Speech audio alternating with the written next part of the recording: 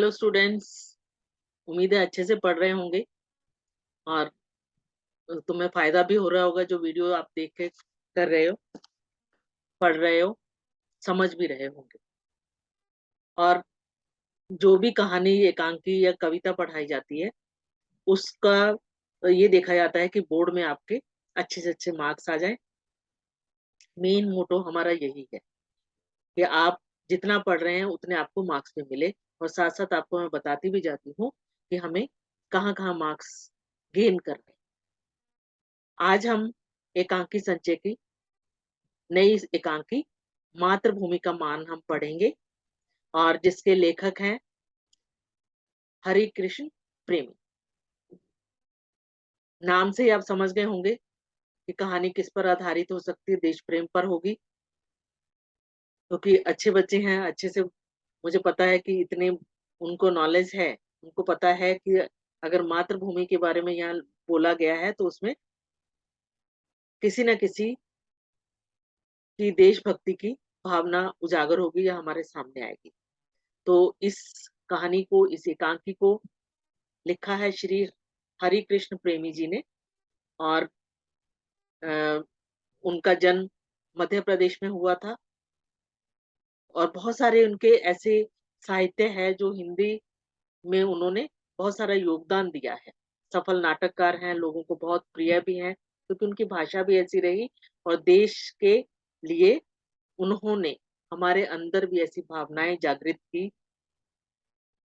और आज जो कहानी है, सबसे पहले आपको पात्र परिचय यानी कौन कौन से कैरेक्टर हैं। बहुत सारे आपको ये लगेगा कि हिस्ट्री से हैं तो हमें हिस्ट्री जाननी भी तो जरूरी होती है ना।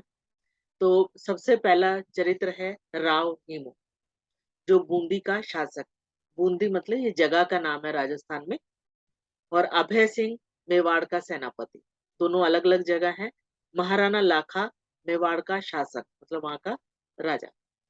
वीर सिंह मेवाड़ की सेना का एक सिपाही जो बूंदी का रहने वाला था।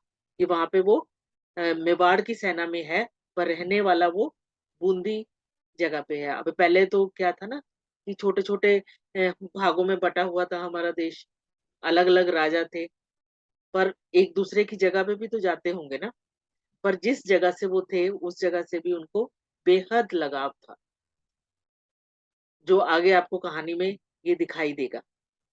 और कुछ और कैरेक्टर हैं चारनी और वीर सिंह के साथी।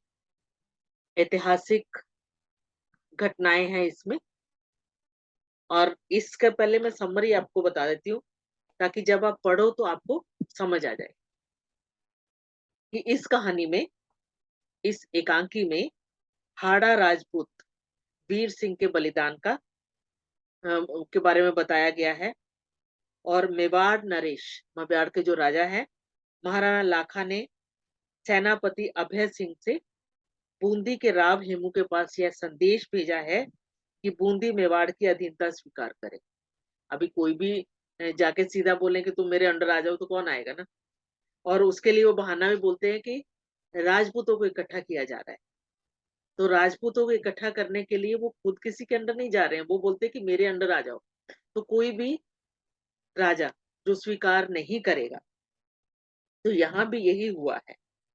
और राव हेमू ने यह बात नहीं मानी और कहा कि बूंदी महाराणाओं का आदर तो करता है, कि बूंदी प्रदेश जो वो आदर तो करता है पर स्वतंत्र रहना चाहता है, वो किसी के अंडर रहना नहीं चाहता। वो अपना अलग से उसको राज्य चाहिए। हम शक्ति नहीं प्रेम का अनुशासन चाहते हैं। कोई भी नेचुरली है ना कि कोई भी उसके अंडर क्यों जाएगा।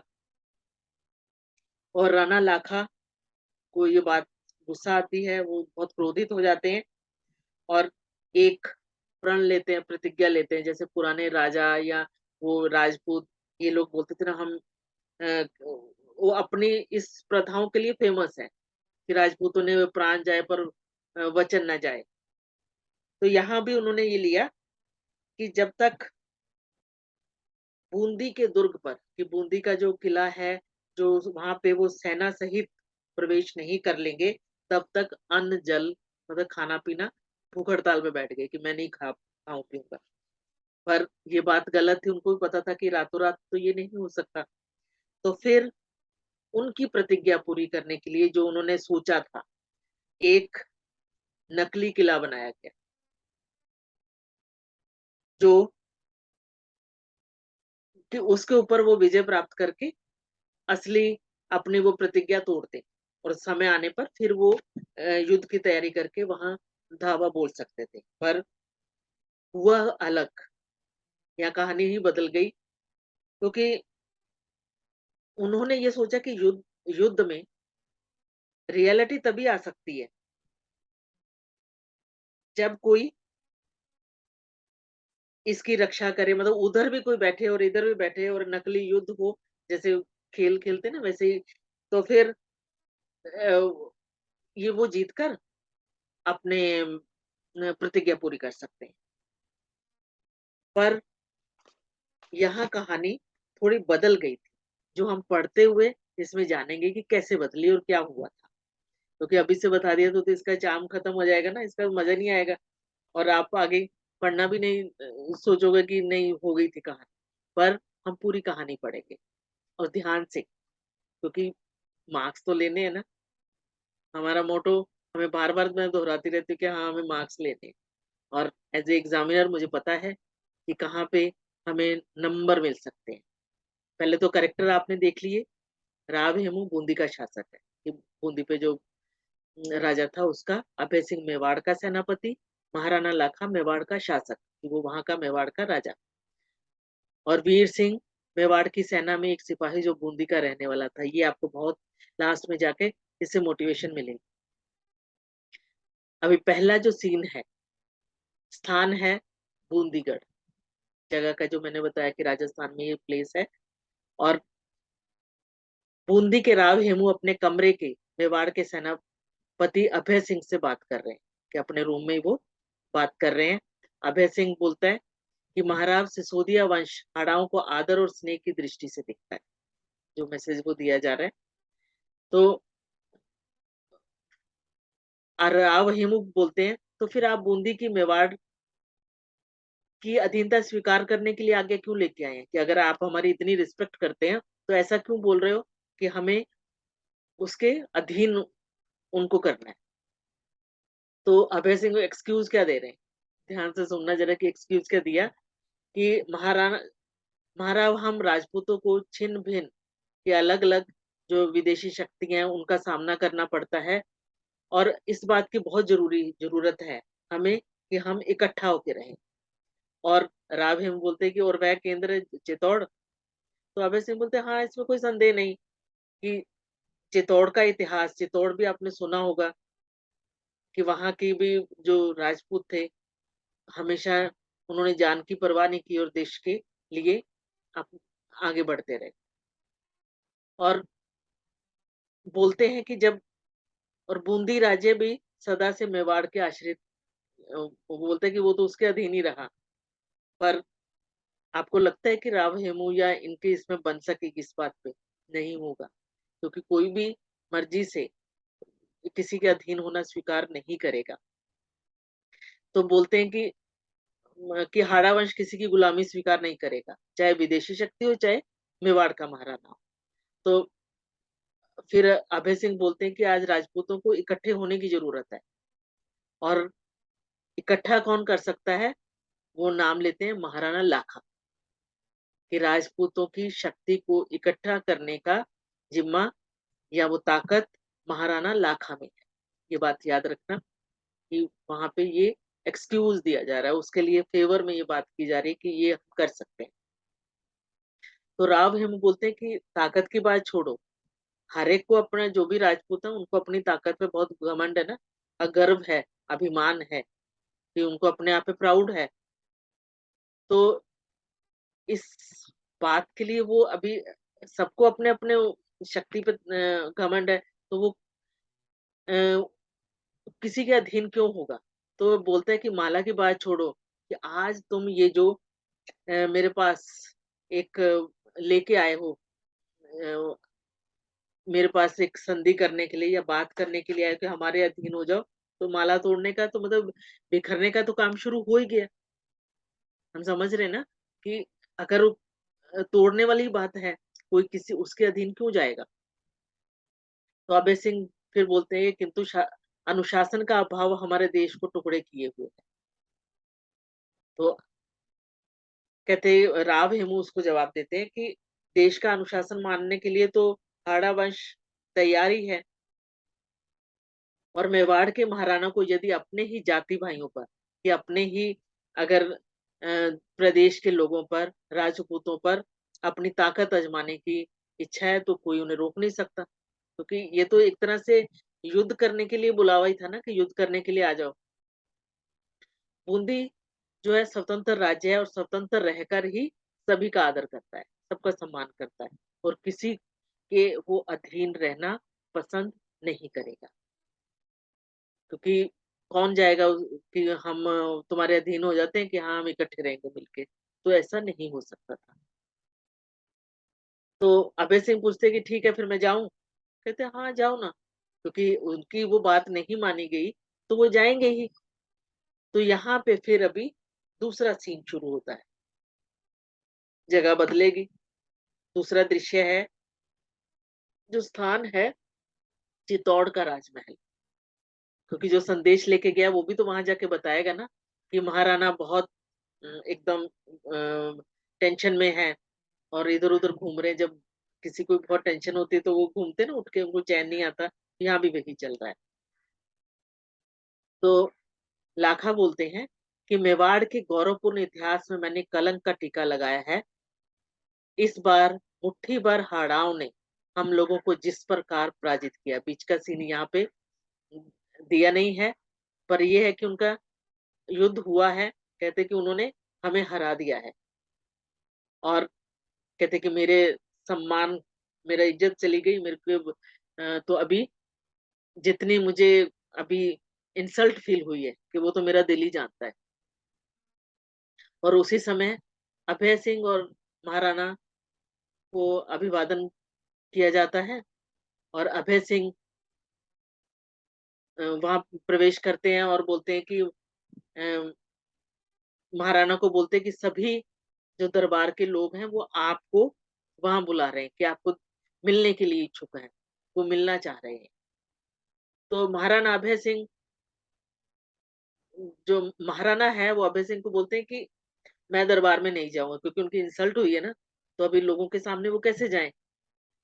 तो बोलते हैं कि जब से हमें नीमरा के मैदान में, ये आपको लाइन जगह का नाम नीमरा भी प्लेस का नाम है, शहर का नाम है, राजस्थान की ये कहानी है तो ये भी वहीं की जगह का नाम है, कि नीमरा के मैदान से बूंदी के राव हेमू से पराजित होकर, मतलब हार कर भागना पड़ा, तब से कि मुझे चैन नहीं आ रहा, कि मुझे गिल्ट फील हो रहा है, मुझे बुरा लग रहा है। और बप्पा रावल और वीरवर हमीर का रक्त, जिसके वो अपने पूर्वजों का नाम ले रहे हैं कि उनके मेरे ब्लड है उनका, तो जो प्राणों के भय से भाग जाए, या कितने कलंक की बात है कि वहां से ये भाग के अपनी जान बचा के आए ना। तो बोलते कि मेरे लिए शर्म की बात है कि मैं युद्ध क्षेत्र से भाग के आया हूँ, कलंक लगा हुआ है कि मेरे को बहुत बुरा लग रहा है कि इंसल्ट हो गई है। तो अभय सिंह ने बोला किंतु जरा सी बात के लिए आप इतना शोक क्यों करते, इतना क्यों दुखी हो रहे हो? बोलते कि हाड़ाओं ने, हाड़ा जो दूसरे ये कास्ट है, जगह का नाम नहीं, ये उनकी राजपूतों की कास्ट का है नाम, कि उन्होंने अचानक हमारे पे हमला कर दिया था, अटैक कर दिया था। तो अचानक अटैक होने से हमारे जो सैनिक थे वो भाग खड़े हुए वहां से।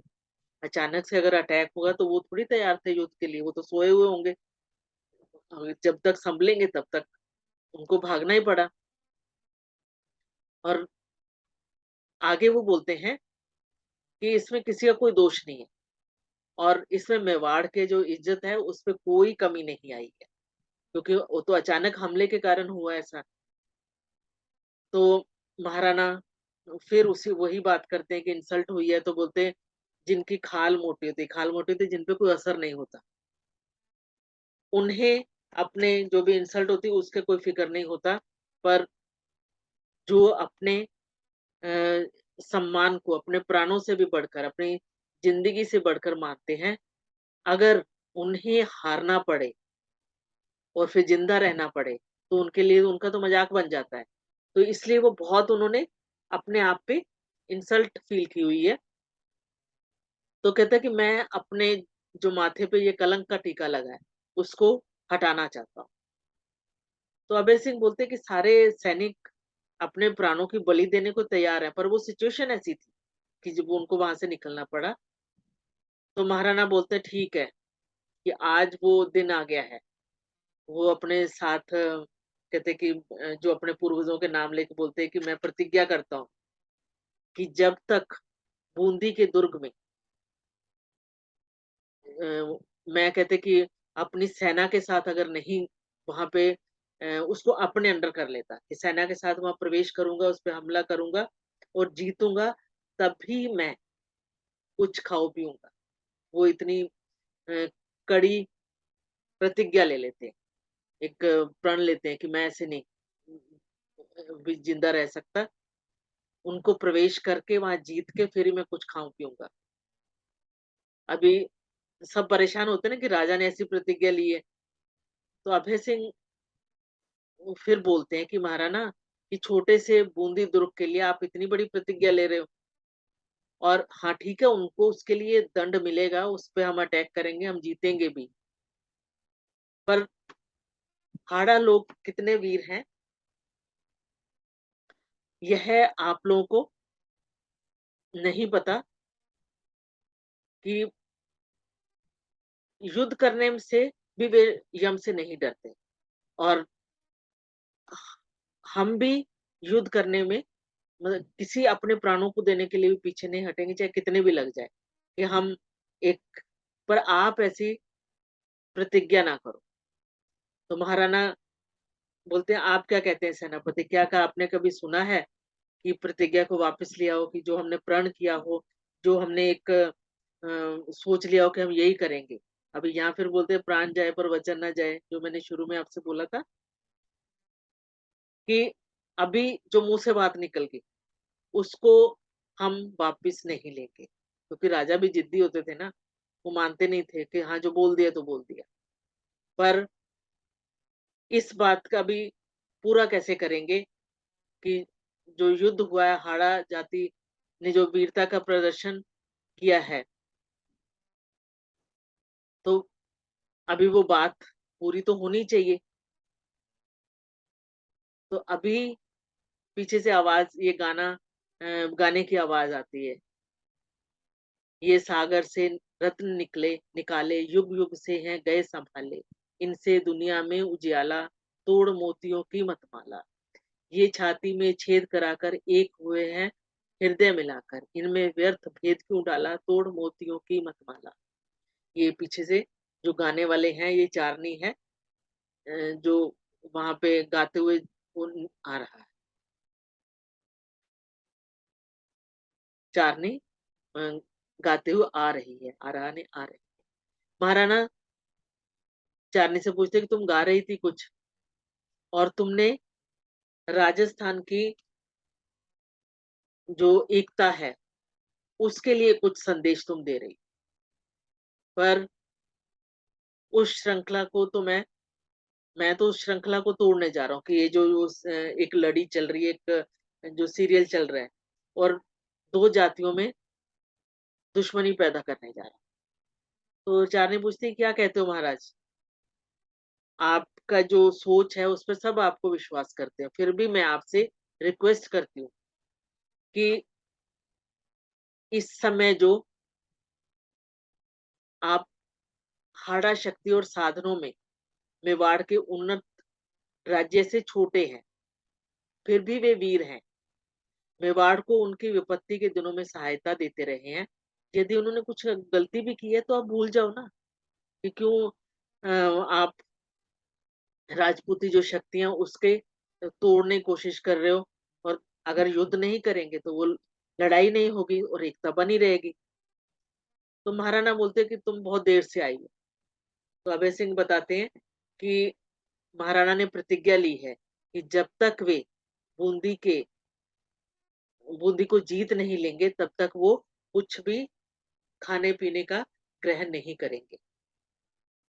चारनी को लगता ओहो ये क्या, कि कहती कि मैं ऐसा तो होने नहीं दूंगी कि देश में अगर ऐसी अराजकता फैल जाएगी। तो अभय सिंह पर बोलते हैं कि अभी महाराणा की प्रतिज्ञा कैसे पूरी की जाए, अभी हमने भी ये देखना है कि उनकी प्रतिज्ञा कैसे पूरी। तो चारनी ने एक उपाय सुझाया कि यहीं पर एक बूंदी का नकली दुर्ग बनाया जाए, जो मैंने शुरू में बोला कि उनकी प्रतिज्ञा कैसी पूरी हो, और महाराणा उसको तोड़ देंगे और अपनी प्रतिज्ञा पूरी कर लेंगे। तो महाराणा को पूछते कि ठीक है, आप मानते हो इस चीज के लिए? तो महाराणा बोलते हैं कि अच्छा, अभी तो मैं नकली दुर्ग को तोड़ लूंगा और अपने जो मैंने व्रत लिया उसको उसका पालन हो जाएगा, पर जब तक मैं हाड़ाओं को उनका जो उन्होंने गलती की है उसको पनिश नहीं करूंगा तब तक मुझे चैन नहीं आएगा। और सेनापति जो है वो नकली दुर्ग बनाने की तैयारी करते हैं और सब चले जाते हैं। अभी तीसरा दृश्य आता है, अभी तीसरी जगह का तीसरा सीन है। अभी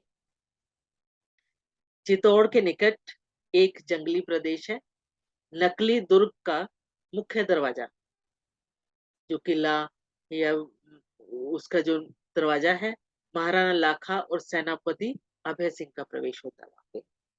तो अभय सिंह बोलते हैं आपने दुर्ग का जो दुर्ग है उसको बना लिया ना, ठीक है ना सब?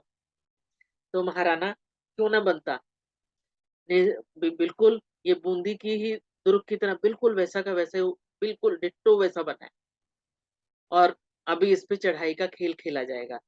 एक नकली युद्ध होगा, उसको तोड़ दिया जाएगा, तब उनकी आत्मा को शांति मिलेगी और अ, उनके जो प्रण है, जो उन्होंने सोचा है वो हो जाएगा। और अभय सिंह बोलते कि ठीक है महाराज, शीघ्र ही मतलब बहुत जल्दी ही बूंदी के पहाड़ों पर पठारों लिखा है, पठार उसी को बोला जाता है, पहाड़ों को ही सिसोदिया का सिंहनाद होगा, कि मतलब उन्हीं की जय जयकार होगी, वो उस पे जीत जाएंगे। और बोलते कि चलो अच्छा, आज अब हम फिर युद्ध की तैयारी करते हैं। तो अभी महाराणा बोलते परंतु ये युद्ध रण होगा किससे, रण मतलब युद्ध किससे होगा, अभी झगड़ा जो फाइट है किससे होगी, सीधा जाके तो वो खिलौने की तरह तोड़ नहीं सकते ना। इस दुर्ग में कोई तो हमारा मतलब विरोध करेगा, कोई तो थोड़ा तो लड़ाई होनी चाहिए ना, बेशक नकली हो पर होनी तो चाहिए। तो अभय सिंह, हाँ, कि इस खेल में भी थोड़ी सी रियलिटी होनी चाहिए।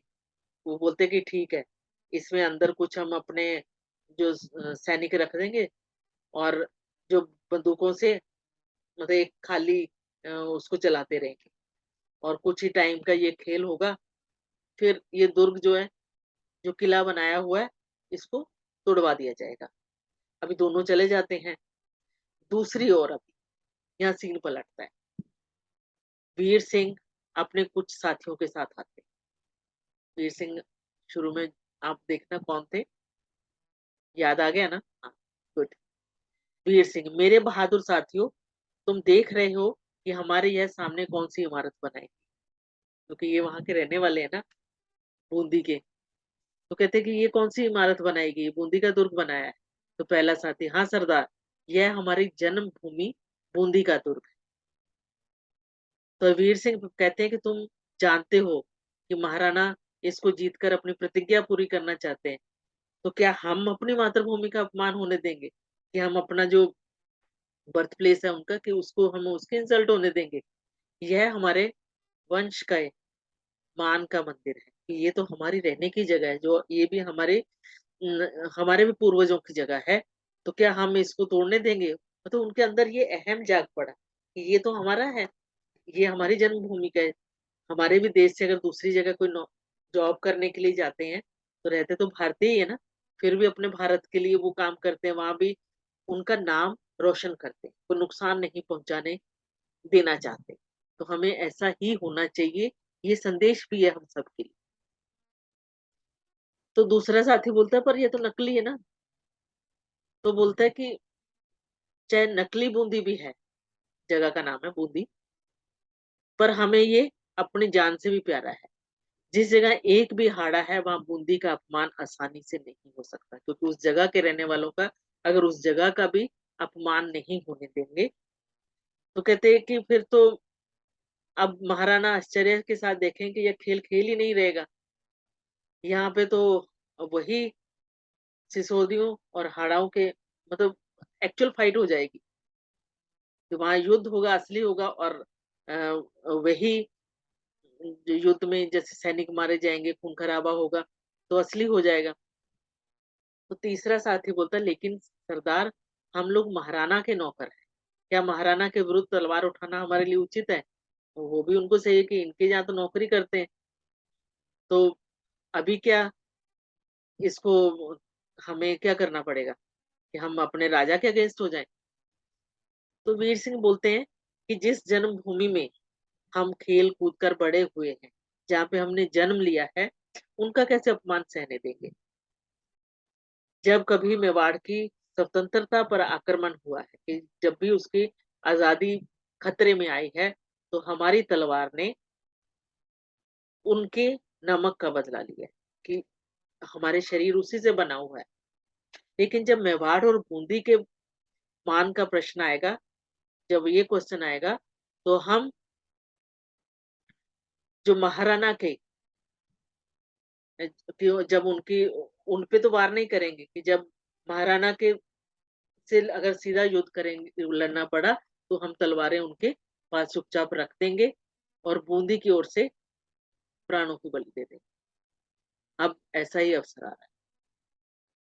तो पहला साथी निश्चय ही जहाँ बूंदी है वहां पर हाड़ा है, मतलब उसके अंदर देश प्रेम की भावना जाग पड़ी कि अगर उस जगह के रहने वाले हैं तो हमें उसका अपमान नहीं सहना है। हमें प्राणों से भी हमारी जन्मभूमि अधिक प्रिय है। हम उसको उसका हमेशा सम्मान करेंगे, इज्जत करेंगे, रिस्पेक्ट करेंगे।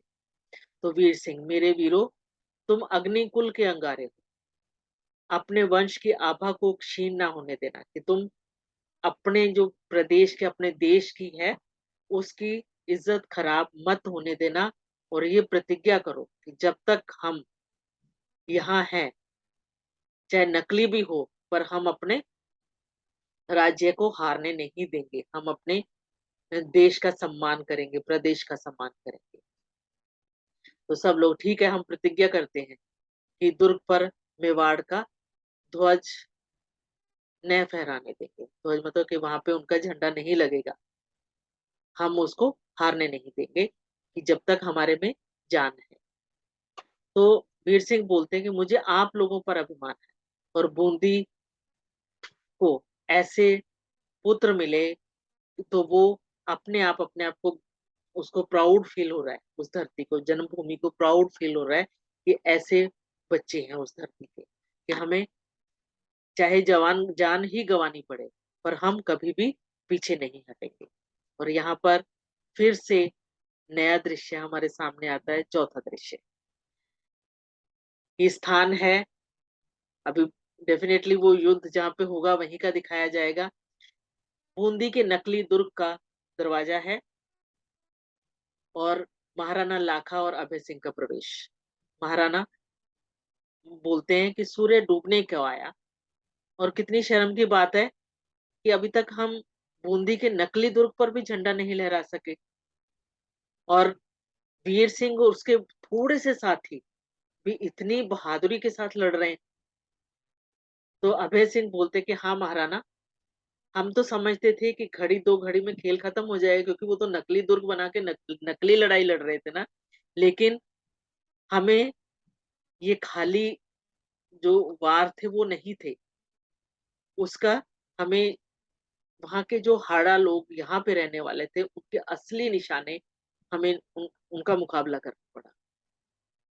और उन्होंने हम पर गोलियां तीर बरसाना शुरू कर दिया, क्योंकि वो अपनी जन्मभूमि के लिए, चाहे वो नकली ही थी, उसके लिए लड़ने के लिए तैयार हो गए। और अभी जो दुर्ग के अंदर, जो किले के अंदर युद्ध का सामान है अभी खत्म हो गया है, और कुछ ही देर में बोलते कि हमारी प्रतिज्ञा पूरी हो जाएगी। और यह भी अच्छा हुआ कि हमारे इस खेल में चलो कुछ तो रियलिटी आई।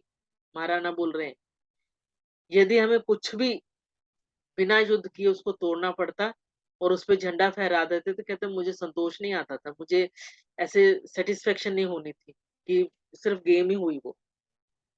पर यहाँ पे मुझे अच्छे से युद्ध लड़ना पड़ा, तो कहते मजा आ रहा है। तो अभय सिंह बोलते हैं, मैंने भी जब दुर्ग से अग्नि वर्षा होती है, मतलब वहां से अच्छी रियल फाइट देखी, और कुछ देर के लिए कहते मैंने व्हाइट फ्लैग दिखाकर युद्ध बंद भी किया, और अंदर गया, किले के अंदर गया, और वीर सिंह उसके, मैंने उनको प्रेज भी की, और साथ ही बोला कि तुम अपने जान मत गवाओ, और तुम महाराणा के यहाँ काम करते हो और उनके लिए तुम काम करते रहो, और तुम उनके अगेंस्ट अपने वेपन्स नहीं उठाओ। पर उन्होंने, जो वीर सिंह है, उसने कहा कि हम चुनौती, जो भी हमें हमारे लिए फाइट करना आएगा तो हम उसको फाइट करने के लिए तैयार हैं, कि हमें तो करना ही पड़ेगा। तो और फिर वो बोलता है कि मेवाड़ में अगर एक भी हाड़ा है, तो नकली बूंदी पर भी पताका बूंदी की ही फहराएगी, मतलब फ्लैग बूंदी का ही लगेगा, दूसरे राज्य का नहीं लग सकता। तो महाराणा, पर निश्चय ही इन वीरों की जन्मभूमि के प्रति कहते जो उनका आदर है, उसकी मैं रिस्पेक्ट करता हूँ, और यह जानता हूँ कि इन्होंने अपनी प्राणों की रक्षा का कोई उपाय नहीं किया है। उन्होंने जान देकर, अभी दूसरे राज्य में उनके पास कितने हथियार होंगे, और फिर भी वो लड़ रहे हैं,